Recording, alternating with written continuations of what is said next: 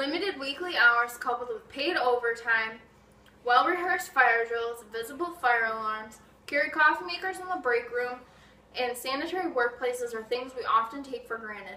My name is Caitlin Ruggiero, and I'm going to introduce you to the frightening reality of what happened on March 25th, 1911 in New York City that forever changed the workplace safety standards in the United States, an event known as the Triangle Shirtwaist Factory fire.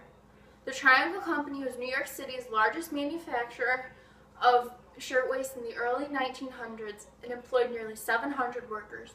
Most of the 700 workers were young female immigrants, and these workers clocked 15-hour days, 6 days per week, and took home $6 per week. The Triangle Company was located on the top 3 floors of the 10-story Ash Building, which was located at 23 Washington Place in New York City. According to the Gale Online Encyclopedia of U.S. Economic History, the working conditions on the top 3 floors were horrendous. Linen scraps were all over the floors, and flammable cloth hung above the workers' heads constantly. The top 3 floors also had few fire exits, and they were all locked because the owners feared that the workers would leave early had they been given the chance.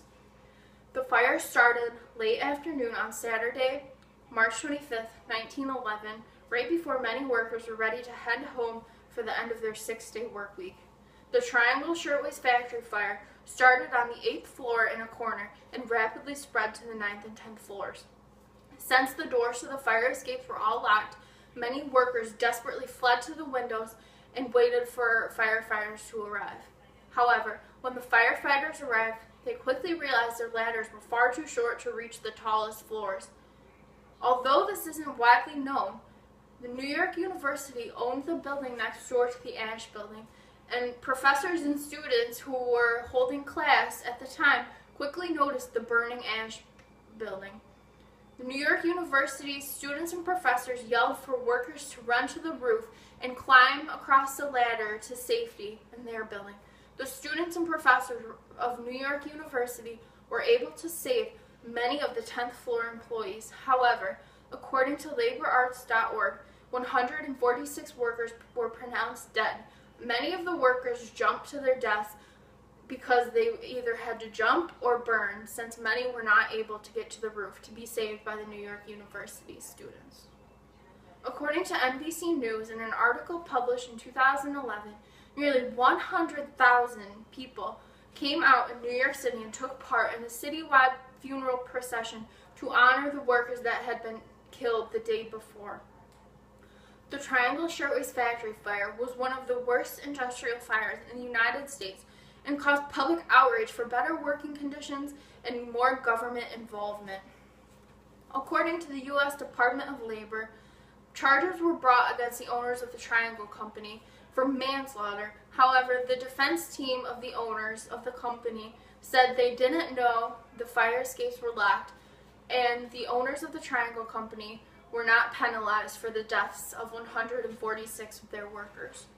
The governor of New York at the time created a safety committee that Francis Perkins was the chief investigator of. Francis Perkins was an essential person to passing legislation, providing better working standards, and she was the head motivator for legislation that was passed allowing women and children to work no more than 54 hours per week. Francis Perkins eventually became the executive secretary on the New York City Committee on Safety, and she helped to create safer factory environments, stricter building codes, and more regulated inspections. Although the Triangle Shirtwaist Factory was devastating, the country was able to improve many of the working conditions and safety standards, and 100 years later, in 2011, we were all given the opportunity to look back on the progress that was made. On the 100-year anniversary of the Triangle Shirtwaist Factory fire, President Obama said, "Working Americans are the backbone of our communities and power the engine of our economy." President Obama also took time to recognize the efforts of those who still work to provide safe working areas for our citizens, and also paid his respects to those who lost their lives.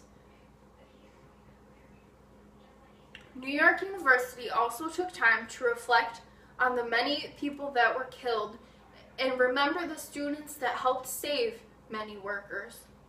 According to the New York University website, in 1929, New York University bought the Ash Building and renamed it the Brown Building.